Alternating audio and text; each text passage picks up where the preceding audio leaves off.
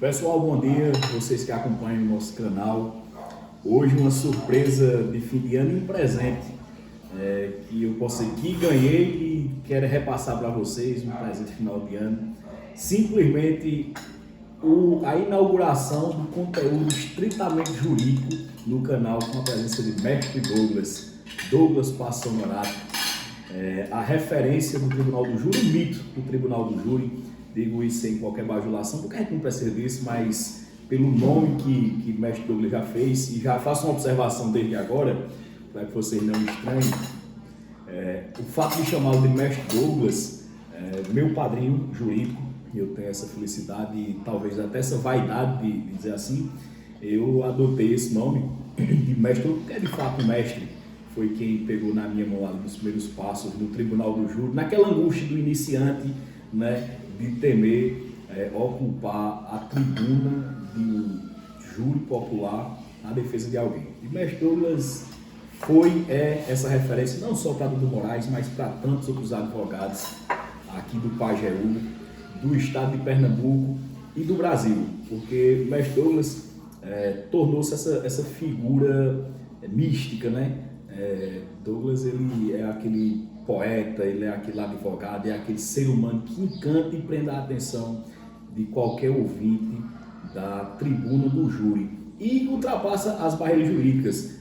Como vocês podem ver aqui, a honra que a gente teve de ter um banquete aqui, um café da manhã filosófico jurídico, né, preparado por ele. A gente está aqui na cozinha da casa dele e a gente vai bater um papo aqui sobre o que é Tribunal do Júri, as suas dificuldades, as suas felicidades, suas angústias também, onde ele também vai nos orientar. Né? Eu acredito que todos estão ansiosos, eu mesmo estou ansioso desde ontem, quando a gente marcou essa entrevista com o Mestre Douglas, né? Porque é natural de todo jurista saber o caminho das pedras. E nada melhor, nem ninguém melhor do que as sábias palavras e a história construída com muito labor por Dr. Douglas Honorato Passos, meu Mestre Douglas. Mestre Douglas. Ei, amigo, a responsabilidade é grande. Eu quero dizer que não dormi pensando nesse encontro, não é verdade? Porque é muito especial para mim ter essa deferência, né? Isso da parte dos mais jovens. E eu sempre disse, você é o filho que eu não tive. Então eu tenho que, na verdade, não ensinar, mas apontar o caminho das pedras, desde que você busque isso em mim. Você buscou, você me procurou, você me assistiu, você me teve como referência. E o Tribunal do Júri, na verdade, é uma grande referência institucional na aplicabilidade da democracia. Dizem que é o Tribunal do Júri a forma mais democrática de julgarmos o semelhante, julgarmos o destino do semelhante, julgarmos a liberdade ou não do semelhante. E você veio nessa seara e diz que foi um pouco conduzido por mim, mas eu, na verdade, que tenho orgulho de ser seu amigo, de ser um aprendiz também junto a você, porque esse tempero da jovialidade, esse tempero da dinâmica de quem quer transformar as coisas, faz com que possamos misturar uma certa racionalidade em decorrência do tempo, não é verdade? Da sabedoria adquirida pelo tempo que estamos na estrada e essa intempestiva dinâmica do jovem em querer estar, em querer se fazer presente, em querer nos ter como referência, mas aplicando o seu próprio estilo. E foi isso que você fez, você tem um estilo, por isso que daí surge o chapéu, debaixo do meu chapéu, por baixo do meu chapéu, vem por aí as insinuações do que deriva dessa afirmação, que vai ser traduzida em um livro poético, em um livro de poesias, onde ainda prende-se a sua curta, mas já tão brilhante trajetória nesse universo tão complicado, mas tão apaixonante, que é o Tribunal do Júri. Mestre Douglas, muito obrigado, e eu faço até uma observação aqui. Eu também tive a felicidade, eu só boto bronca pesada para o Mestre Douglas. Tive a honra de ele ter aceito prefaciar o meu livro, que é esse o qual faz referência, o livro intitulado Debaixo do Meu Chapéu. Não tem muita poesia jurídica, tem poesia de amor, enfim, mas tem um enfoque bem dinâmico sobre a poesia no mundo jurídico, esse casamento entre a poesia e o mundo do direito. E Mestre Douglas vai ser o nosso padrinho nesse livro também. Mestre Douglas, aqui nessa casa, eu estou na casa dele, como disse aqui, estou ao lado da esposa dele, Dona Nádia, de sua filha Brisa, doutora Brisa, que tem a felicidade de ter essa pérola dentro de casa. Ela tem a fonte da sabedoria e da inspiração aqui. A gente tem até aquela inveja, e o pessoal diz que tem inveja branca. A nossa é preta mesmo. Os filhos são suspeitos. E nesse mesmo local, eu posso dizer que tem essa vaidade, dessa aproximação com o Mestre Douglas.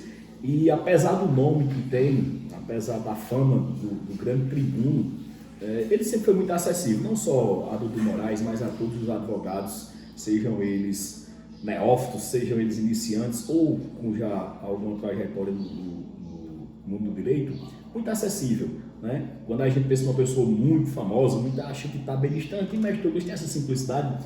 E aqui, nessa mesa, onde eu compartilhei minha ansiedade e crédito do meu segundo juro, o terceiro, sem encontrar a defesa, liguei para Mestre Douglas à noite. Eu disse, posso chegar aí para a gente ter uma dúvida? Ele disse, desde 4 da manhã, pode bater no meu portão. Eu cheguei 6 horas, já estava com o café pronto. E me salvou, me orientando, me dando a luz, né, para o caminhar jurídico. E é como se diz, né, o anão que quer enxergar mais longe sobe nos ombros dos gigantes. E é com esse gigante que eu me pego. E pegando já essa deixa, Mestre Douglas, o que a gente tem essa felicidade de ter o senhor como referência, de nós mais jovens, né? Mas o início da carreira de Mestre Douglas, que foi muito mais difícil, era outra dinâmica, né? O Tribunal do Júri, até hoje é muito penoso, né? Como o Mestre Douglas diz, o Tribunal do Júri é um lugar mais espinhoso que Florido. Aprendi essa frase com ele e não deixei mais. E a gente sempre tem uma referência, Mestre Douglas teve alguma referência, teve que faço quando eu daquele advogado raiz mesmo, teve que... Sim, todos nós temos, né? Você agora cita o meu nome, eu fico lisonjeado com isso, vindo de um poeta, de um declamador, não é? De uma pessoa que introduziu uma nova maneira de se comportar na tribuna. E isso é muito bom para mim. São presentes que a gente ganha no nosso dia a dia, no nosso cotidiano, e que a gente agradece a Deus e depois as pessoas, tipo você mesmo, Dudu Moraes, que é hoje um nome consagrado, mas não esquece o primeiro impulso, as raízes, a origem. E eu tive num tio chamado João Gomes dos Passos, que era um grande declamador, um grande orador, que nasceu em Tuparetama, de uma família eminentemente jurídica, primogênito de José Rabelo de Vasconcelos, que também é outra referência da nossa família, e que eu ainda criança assisti um júri dos dois, eles em lados opostos, aqui no Grêmio Lítero Social Tabirense. Então era um duelo de titãs, Zé Rabelo de Vasconcelos, primo legítimo de João Gomes dos Passos. João Gomes dos Passos demorou um pouco tempo na advocacia, porque depois passou concomitantemente em um concurso para promotor e para juiz, precisava de um emprego, dizia que precisava de um emprego, Zé Rabelo continuou na advocacia. E não foi só referência para mim, a referência para toda uma geração. Os dois foram. João Gomes dos Passos, que se mudou de Tuparetama, trazido pela minha mãe, que veio para aqui, aqui casou com meu pai, que é da família Veras, casou com meu pai, Aristeu Honorato da Silva Veras, e ela Gomes dos Passos, Rabelo de Vasconcelos, veio de Tuparetama, e aqui foi trabalhar nos Correios com a afinada Bé Macena. A afinada Bé faleceu, ainda jovem, e resultado, filha de Cícero Macena, faleceu ainda jovem, e minha mãe assumiu o posto de chefe dos Correios e Telégrafos. E aqui casou com meu pai e teve aí 6 filhos, Dornelis, Érico, que sou eu, Érico Douglas, o Biratã, César Maristeu e mais 2 filhas, Aristeia e Auristeia. E as primeiras letras dos nomes foram coincidindo e ela pavimentou isso. As primeiras letras dos nomes dos 2 rapazes, dos filhos homens, formam a palavra Deus. D de Dornelles, E de Érico, U de Ubiratã e S de Sésamo, que era Sésamo com S. Então formou a palavra Deus. Então já era uma coisa poética em nossas vidas e de muita esperança. E eu fui estudar em Recife, e a exemplo de outros colegas daqui, ingressei na Faculdade de Direito, casa de Tobias Barreto, que nos inspirava, casa onde Castro Alves estudou, e eu estive na sala Castro Alves, né, aquelas antigas carteiras que tinham que ser 10 homens para transportar ela de um lugar para outro, naqueles porões da faculdade que tinham ali assombrações, não é, que fazíamos poesias, e foi um berço da resistência poética e da resistência contra ditaduras. Ali, Demócrito de Souza Filho, da sacada, fazendo um discurso na pracinha do Diário, foi assassinado, né, no Estado Novo, ao protestar contra a ditadura de Getúlio Vargas, e depois foi aclamado naquela sacada daquela faculdade. Então, tínhamos toda uma atmosfera inspiradora, de inspiração. E eu alicercei a minha paixão pela tribuna exatamente naquela escola, naquela faculdade. Então, essas são minhas referências. Um primo, Zé Rabelo de Vasconcelos, e muito mais um tio, que era um grande declamador, filósofo, intelectual de primeira mão, inclusive professor de literatura e de português, e foi quem formou a primeira turma ginasial aqui na cidade de Itabira, ainda quando era estudante de Direito e diretor daqui da escola. Depois foi para Serra Talhada, diretor do Cônego Torres, depois juiz, promotor. Aí foi para Exu, foi sua primeira comarca. E ele continuou sendo uma referência para mim, a exemplo de José Rabelo e de outros advogados que por aqui surgiram, como a juventude hoje ainda continua sendo, passou a ser a maior referência para mim, porque é exatamente do aprendizado com o novo e entendendo, como dizia o grande mestre Antônio Carlos Gomes Belchior de Fontenelle Fernandes, que o novo sempre vem. Não podemos ter ranço do novo, temos que admirar o novo, gostar e incorporar valores novos, a nossa dita sabedoria adquirida com o passar do tempo. Então, é essa sabedoria que nós queremos extensionar e compartilhar com os novos, para que eles pisem firme, como você pisou naquele segundo júri seu, na cidade de Princesa Isabel, na Paraíba, acredito eu. Você esteve aqui comigo naquela mesa e perguntou a mim, efetivamente, mestre, eu posso chegar lá a que horas?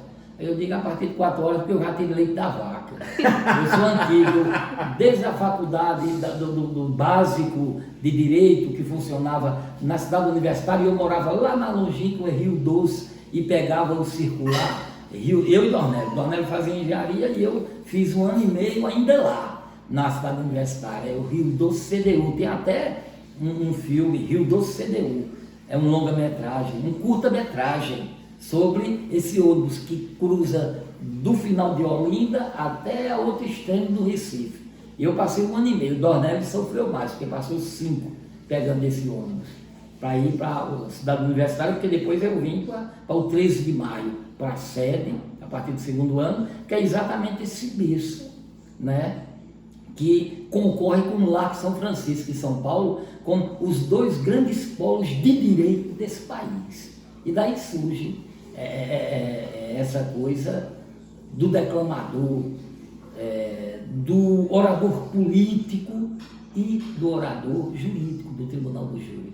Essa é a minha formação, e hoje a minha formação, eu digo, incorporada por você, por Mário Fortunato, pelo pessoal que vive preocupado tecnicamente com as defesas, não em vitórias, mas em se fazer e se promover uma defesa racional e uma boa defesa no Tribunal do Júri. Pessoal da sala secreta que se organiza para estudar, para que didaticamente possam ter uma atuação à altura do que o Tribunal do Júri exige, não é? Porque todo homem, como eu digo, independente da prática, do que é atribuído a ele, da forma como ele violou normas existentes ali do direito penal, mas ele tem que ter o direito de ser bem acusado e bem defendido. Muito bem, mestre Douglas. Isso desperta até por curiosidade. A gente ouve muito falar aí de várias defesas de Mestre Douglas e a gente queria saber assim, Mestre Douglas, lógico, quando chega casos para Mestre Douglas, não chega coisa boa, só chega caso pesado. E existe nessa longa trajetória alguns casos, um caso específico que chamou muita atenção de Mestre Douglas, porque é um conceito que ele me deu uma vez, há um bom tempo atrás, e eu não esqueci, ele disse tudo, defesa boa é a defesa possível. Mas dentro dessa defesa possível, Mestre Douglas consegue florir a coisa, consegue trazer humanidade, consegue... É o homem que canta no tribunal do júri, que declama, que envolve, que prende a atenção. E algum caso assim, Mestre, que marcou essa trajetória, que lembra aí, tem vários casos famosos aí, que a gente sabe que chegou a fazer 2, 3 júris dentro de uma semana, né? E ter que virar à noite estudando, chegando de última hora aqui assim, mas sempre muito preparado e muito responsável com a defesa. Como o Mestre Douglas disse, há o direito do réu de ser bem defendido, além de ser bem acusado. E existe um caso que chamou a atenção, que a gente pode trazer aqui como exemplo. Olha, Dudu, inúmeros casos, né, tivemos que ter uma atenção maior e casos que, principalmente no interior, de repercussão social, aonde nós tínhamos que nos comportar como membro da comunidade e também como um defensor ali na tribuna, mesmo havendo repúdio da sociedade, não é verdade que às vezes a defesa é muito incompreendida, principalmente no caso da Defensoria Pública. Houve uma intensificação maior dos casos a partir de 98 com a Defensoria Pública, porque, como você bem disse, a maioria dos casos, 90% dos casos, vem para nós, para o Tribunal do Júri. E aí temos que estar preparados também para uma censura prévia da sociedade, principalmente em cidades pequenas. Então, os fatos mais marcantes foram aqui em Itabira mesmo, a filha que matou o pai, em Carnaíba o pai que matou, o filho que matou o pai também. Dilto e eu fizemos essas defesas juntos, não é? Já atuando como defensores públicos, e na verdade é uma coisa ambígua, né? Porque é um homicídio que é um crime que existiu dentro da solidão familiar e há, de uma certa forma, o repúdio da sociedade, a censura prévia, mas tinha que existir ali uma defesa para casos específicos e que, na verdade, nesses 2 casos, nós nos saímos muito bem. Dilto e eu, atuando lá em Carnaíba, houve uma repercussão muito grande, o filho que matou o pai, e nós conseguimos ali a absolução do filho que já estava há 3 anos preso. Era um caso de violência doméstica, o pai atentava muito contra a integridade física da mãe do filho homicida e terminou culminando com essa discórdia e houve a morte do pai. E ele passou ainda 3 anos preso e nós fizemos esse júri lá e houve a absolução. E aqui já era o contrário, porque, na verdade, a opinião pública se posicionava mais pela pessoa que era acusada de ter assassinado o próprio pai, que seria um caso aqui específico da filha que assassinou o pai, não é? E que era profanada, violentada por ele periodicamente. Então, na verdade, o Ministério Público se comportou com uma certa mornidão na acusação, porque entendia que era um caso de absolução, que a sociedade já tinha absolvido essa moça pelo sofrimento impingido a ela, e foi um júri muito disputado por muita gente, dito assim, entre aspas, naquela época, isso faz muito tempo, holofotes, e nós conseguimos também a absolução, que já era uma coisa quase que predeterminada pela própria sociedade tabirense. Mas foi um júri que emocionou muito ao final, a aclamação, a salva de palmas e muitos outros por aí afora, que eu consegui absurdos de, por um voto, conseguir a absolução quando menos se esperava, porque, na verdade, eu costumo dizer, principalmente quando converso com réus, com aqueles que vão sentar no famigerado banco dos réus, de que às vezes tem um caminhão de provas e o corpo de jurados resolve absolver. Por quê? Porque é uma decisão subjetiva, que ela não precisa ser justificada, como o juiz togado tem que justificar. É uma decisão, não uma decisão técnica, mas é uma decisão que denota exatamente essa liberdade que tem o corpo de jurados, essa liberdade constitucional de julgar independente da prova, de julgar totalmente dissociado com a prova dos autos, dentro da conveniência subjetiva que cada um acha, sem ter que justificar. Então, eu digo, tem um caminhão de provas e eles absolvem, e às vezes não tem prova nenhuma, e o próprio promotor acusa, não é? Que pode também pedir absolução, porque deixou há muito tempo o Ministério Público, para qual instituição eu tiro o meu chapéu, não é? Deixou de ser aquele sistemático acusador, aquele verdugo, e o próprio Ministério Público pode pedir ali a absolução, achando a prova insuficiente, ou achando que existe um excludente de ilicitude, que a atuação daquele agente acusado na denúncia é essa peça preambular que deriva do inquérito e que, na verdade, ela tipifica provisoriamente o que se diz do réu, o que o réu praticou efetivamente, mas ela pode ser modificada a qualquer tempo, inclusive o próprio titular da ação penal, que é o representante do Ministério Público, pode realmente deixar para atuar assim, pedir essa absolução no tribunal do júri, podendo fazê-lo antes, para que não haja sequer a pronúncia. Há muita relutância em impronunciar, mas já existem casos em que os próprios juízes estão impronunciando, havendo indícios e prova da materialidade, mas havendo indícios por ouvir dizer. Então, alguns juízes já estão tendo a coragem de impronunciar, que é uma decisão interlocutória mista, em que o juiz não entra no mérito da causa. É culpado? É inocente? O juiz não pode se aprofundar. Você sabe que se ele assim o fizer, ele pode anular a sua própria decisão. A sua própria decisão pode ser anulada. Então, são casos inúmeros. Recentemente eu fiz um caso de um feminicídio na 3ª Vara Privativa do Júri, onde eu sou titular, na nossa capital, em Recife, com Tomás de Aquino, e eu sabia que o réu ia ser condenado, mas eu levantei 3 teses. Era um feminicídio, uma coisa que já derivava de outra, porque ele, o próprio réu, já era autor de outro homicídio dentro do contexto da Maria da Penha, e eu levantei 3 teses e foi um embate muito grande com o promotor de justiça. Nenhuma tese minha era absolutória, poderia ser dele na sua autodefesa, mas as minhas não eram. Eram teses que eu estudei e as levantei dentro da minha fala, exerci minha hora e meia falando sobre essas teses e tal. E eu lhe digo, durante quase todo esse tempo de defensoria pública, o réu foi condenado, logicamente, já era esperado, mas ele foi um dos únicos, quando se virou, estirou a mão e disse: doutor, muito obrigado, doutor. Muito obrigado, porque é difícil. Eu já, em 2 júris seguidos da mesma pessoa, eu já absolvi em um, no primeiro, no segundo, eu não, o corpo de jurados. A minha tese foi acolhida absolutória no primeiro, aqui em Triunfo. No segundo, minha tese era desclassificatória para o privilegiado, consegui, e o réu se levantou de costas, nem olhou para mim. Então é muito solitária as defesas da Defensoria Pública, mas tenho orgulho de ser advogado público, tenho orgulho de continuar sendo colega de todos os advogados com os quais eu aprendo muito, e tenho orgulho de ser defensor público num estado, né, tão desigual e num país de pobreza franciscana.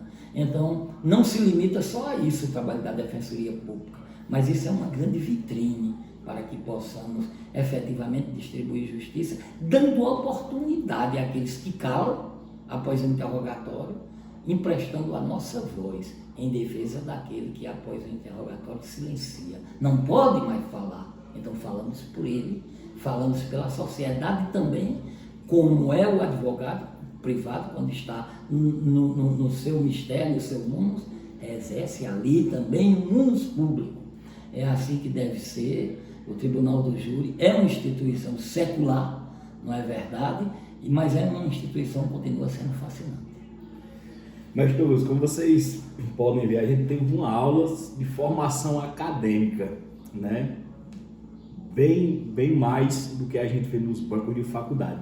Mestre Douglas, qual a dica que o senhor dá, assim, que não pode faltar, além da formação acadêmica, logicamente, técnica, no advogado criminalista, para se ter essa dignidade de ocupar, de fato, e fazer uma boa defesa do Tribunal do Júri. Que formação é essa, além dos bancos acadêmicos? A dica que o senhor dá para nós jovens advogados que estamos aí no início dessa longa estrada que é a Tribuna do Júri. Olha, veja bem, eu tenho uma certeza, e trago uma certeza comigo, racionalidade, primeiro, e trabalhar dentro da verdade dos autos, da verdade processual. Como eu disse antes, defesa boa é a possível. É aqui, dentro das dificuldades que existem em defender, por conta da cobrança social, por conta de um sentimento que a sociedade traz de impunidade e de buscar o imediatismo e o punitivismo de toda forma, para quem tira a vida de outro, ou para quem tenta tirar. Então, há eu não diria uma precipitação social, mas há esse clamor de desconhecimento do que existe realmente a miúde dentro do processo, dentro dos autos. Então, fazer uma defesa sem mascarar, sem buscar inverdades e buscar dentro do processo essa defesa possível, essa defesa racional, intuição, persistência, não ceder a provocações, né? Se manter sóbrio, dentro de uma serenidade, que o seu papel ali também é exercer o mundo público.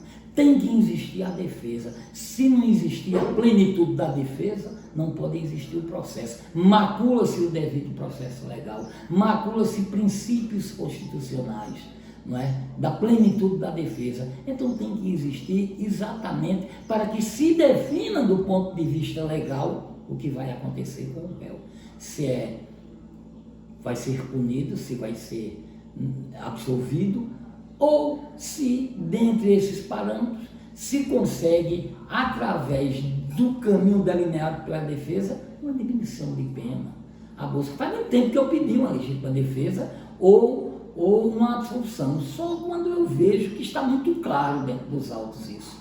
Recentemente, segunda-feira fez 8 dias, eu fui daqui de Itabira para Mirandiba, quase 200 quilômetros, aqui lá 170 quilômetros, fazer um júri. E ao estudar o processo, eu vi que havia uma possibilidade muito grande do próprio promotor, do próprio titular da ação penal pedir a absolução, e ocorreu isso. Eu disse, se for um promotor racional, ele não vai perder tempo acusando aqui. E o promotor, ao delinear a sua fala, durante o pouco tempo que falou, 10 minutos, 15 minutos, 20 minutos, eu acho, ele disse, eu sou promotor de justiça, não sou promotor de acusação. E eu falei mais uma meia hora para um pobre réu que era acusado de ser mandante de um crime que ele nem chegou perto da cena do crime, que estava no Piauí, na época que esse crime ocorreu, e que não tinha condições de criar um cachorro, um próprio cachorro, de alimentar um cachorro perto da rua, de tão pobre que era, quanto mais de premeditar e de determinar que alguém cometesse um homicídio, que na verdade foi um homicídio na forma tentada. A acusação tipificava o outro réu, que seria o executor, o autor material, a mando desse que não tinha nada a ver com a história. O próprio promotor se encarregou. Então, em determinados momentos, fica mais fácil para a defesa, assim. Não há o desgaste do debate, há o quê? Há uma convergência de pensamentos. Então, o Ministério Público hoje tem essa liberdade tamanha, mesmo que haja essa censura social que eu falei antes. Então, continua sendo fascinante para mim o Tribunal do Júri, mas eu estou um pouco cansado, já estou entregando para você, não é? Para Mário Fortunato, para os jovens que compõem o grupo Sala Secreta, enfim, passando essa bola para ficar na plateia, os assistindo e aprendendo ainda mais, para levar talvez até para a eternidade isso aí, esses ensinamentos de vocês. Como eu disse, é secular. Há controvérsias de onde surgiu o Tribunal do Júri, na Palestina, na Grécia, na Inglaterra, não se sabe. Mas veio a Revolução Francesa bem antes, 1700 e alguma coisa, final de 1779, eu acredito, a igualdade, a fraternidade e a liberdade. E isso trouxe um fortalecimento para a dinâmica do Tribunal do Júri, que foi sendo implementado nas outras nações, logicamente de acordo com as legislações próprias de cada estado, de cada país. Então a Revolução Francesa trouxe esse sedimento O igualité, o fraternité e o liberté. Os filósofos como Rousseau, que me inspirou em um júri. Acredito que eu, em São José do Belmonte, o nome do promotor era Rousseau, um promotor, inclusive muito qualificado aqui do estado de Pernambuco, e eu fiz esse júri, que era um lavrador, também acusado de um crime bárbaro que ele não cometeu, e toda a sociedade sabia que não tinha sido ele. Um inquérito feito, calçado ali, naquela época, na delegacia ali, de uma forma assim, um pouco precipitada, bem unilateral, como é o inquérito, mas na verdade, assim, o acusando de um crime que, sem nenhuma prova residual, uma prova incontroversa de que ele tinha participado desse crime. Era um enteado dele que sofreu um atentado, e ele, por estar próximo, aí o acusaram também. Era um lavrador, um homem que tinha como arma apenas a foice, a enxada, o martelo. Era o dito lenhador, na versão do nordestino, que broca o mato, que lança a sua esperança na terra, que é a semente. E de mãos calejadas estava ali sentado. E, além do mais, um cidadão afro. E isso me inspirou muito. Eu fui de Bob Marley a Rousseau, que era o nome do promotor. Ao final, eu fechei o júri pedindo e achando que o promotor Rousseau, a exemplo de Rousseau, do iluminismo e da Revolução Francesa, viria pela liberdade e não pela crueldade de acusar quem não tem culpa. E aonde não existem provas para um veredito condenatório, mas ao contrário, sistematicamente o promotor acusa, está no direito seu, mas eu discordo e reiterei e pedi a chancela do Tribunal do Júri de São José do Belmonte, que na época me parece já ainda contava os 7 votos, ou não tenho boa recordação quanto a isso, mas aí a nossa tese foi acolhida e ele caminhou para o sol, para a liberdade, já velho, esperando por essa definição tão longínqua no seu destino, na sua liberdade. Então, serve o Tribunal do Júri, a aclamação do Tribunal do Júri para isso. No Brasil, chegou em 1922, acredito, a princípio, para apurar crimes de imprensa. E depois, aí eram 24 juízes que permeavam a composição do Tribunal do Júri. Depois foi se aperfeiçoando, já foi introduzido na Constituição, né, outorgada pelo príncipe regente, a Constituição 1934, se não me engano, já foi introduzido com as mudanças. Hoje são 25, 7 compõem, né, são escolhidos, e tem um juiz togado que preside a sessão. Então, é essa aclamação, é essa participação popular que fecunda e sedimenta a ordem democrática, o julgamento democrático. Se é o mais justo ou não, eu não sei, mas é o julgamento que está mais perto do povo, aonde o povo é chamado para ocasionalmente compor o poder judiciário, ser uma extremidade, ser uma extensão do poder judiciário, para que escute vatos e poetas como você, que nasceram aqui, no seio do Pajeú. Eu nasci lá onde as almas são todas de cantadores. Sou do Pajeú das Flores. Tenho razão de cantar. Eita, então, coisa linda! Que o seu canto continue nos conduzindo, que o seu canto continue Dudu Moraes, representando lá fora, pelas tribunas da vida, encantando a todos. É o que eu lhe desejo como filho que é, filho que eu não tive, e como referência para mim também. E a Mário Fortunato, enfim, que também é um orador, ela é eloquente.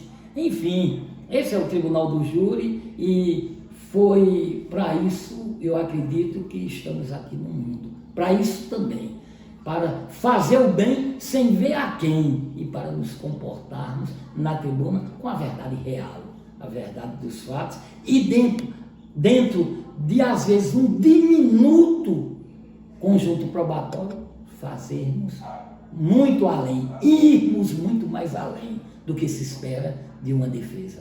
É o que eu tenho a colocar para você, e lhe desejo cada vez mais boa sorte, e contem sempre comigo. Nunca fechei as portas a nenhum que bateu no meu portão. Nunca cheguei a fechar essa porta para nenhum iniciante, para nenhum advogado, porque é uma missão sublime ser advogado, ser juiz, ser promotor. Tudo deriva da advocacia. O juiz foi advogado, o promotor também. Pode não ter sido na prática, mas teve que estar associado, filiado à brilhosa ordem dos advogados desse país, que historicamente tem delineado uma verdadeira luta pela manutenção do Estado Democrático de Direito, que é a grande garantia do cidadão, principalmente do cidadão, daquele cidadão que está distante do poder, que está distante das autoridades, que é triste no chegar, é acanhado no sair, que Deus, a onipotência, Deus, essa abstração que amamos tanto, não lhes deu muito, senão lágrimas para chorar. Tem no advogado, tem na Defensoria Pública, tem no Ministério Público, esse elo que nos conduz para buscar o direito. Quando o próprio Estado chega vilipendiando o direito do cidadão e do pobre cidadão, ali está um advogado para dizer: não, eu falo por ele, cala-se a sua voz e o meu verbo é solto em sua defesa. Não só no tribunal do júri, mas nos pecados, no cotidiano e no nosso dia a dia. É assim que deve ser a vida de um jovem advogado como você, Dudu Moraes, e tenho certeza que você sempre honrará a toga preta que veste quando pisa emocionadamente em uma tribuna do Tribunal do Júri. Seja no estado de Pernambuco, seja no estado da Paraíba, seja no estado de São Paulo, ou seja, em qualquer lugar desse país, somos iguais. A voz é a mesma, os argumentos são dispersos, não, mas divergem de acordo com cada caso, mas a receptividade eu tenho certeza que será sempre a mesma, muito boa, com relação aos meus argumentos, aos seus argumentos e a todos que têm, na hora que pisam numa tribuna, como um lugar sagrado. É tanto que no início do Tribunal do Júri haviam crenças, buscava-se muito a Deus para invocar esses julgamentos. E com a evolução foi mudando e está aí ainda o Tribunal do Júri como uma resistência democrática de participação popular. Então, saiba que vocês todos são os grandes precursores e esse instrumento que vão fazer essa ponte entre o Estado juiz, que decide, entre um Estado que lamentavelmente não é acostumado a culturas populares, não é acostumado a disseminar políticas em favor de pobres. Então o advogado tem essa grande responsabilidade, não só da projeção pessoal, mas ser um instrumento fecundo de transformação social. Transformarmos a sociedade para uma sociedade mais justa, mais pura, mais fraterna. É o que temos por missão aqui na Terra. Até porque fortunas, fama, tudo isso é efêmero. O que vale é a nossa palavra, é o nosso verbo, é a nossa poesia e a nossa maneira de se comportar diante das adversidades que a vida, logicamente, traz e bate às nossas portas. É isso que eu tenho para colocar para aqueles que se dizem admiradores do meu trabalho, mas eu digo, a recíproca é verdadeira para todos. Tem o dom poético que você tem ou não, mas todos têm sua mensagem e todos têm o seu discurso em defesa da verdade que acreditam. Mestre Douglas, que aula, que exemplo, que história. A gente aqui agradece demais o presente que o senhor nos dá, porque isso é um presente para a eternidade, né? A gente quer agradecer também aqui a Nádia, que desde cedo já preparou um banquete aqui no café da manhã. Excelente. A doutora Brisa, que está aqui próxima a gente, está ali na dela com um sorriso de canto de boca, feliz e muito orgulhosa do pai. É a filha de mestre Douglas. E a gente quer dar esse presente não só do final de ano, mas para a vida, de todos os advogados que com certeza irão assistir esse bate-papo, essa palestra jurídica, filosófica, humana do mestre Douglas, o mito do Tribunal dos Júris. Muito obrigado. Eu agradeço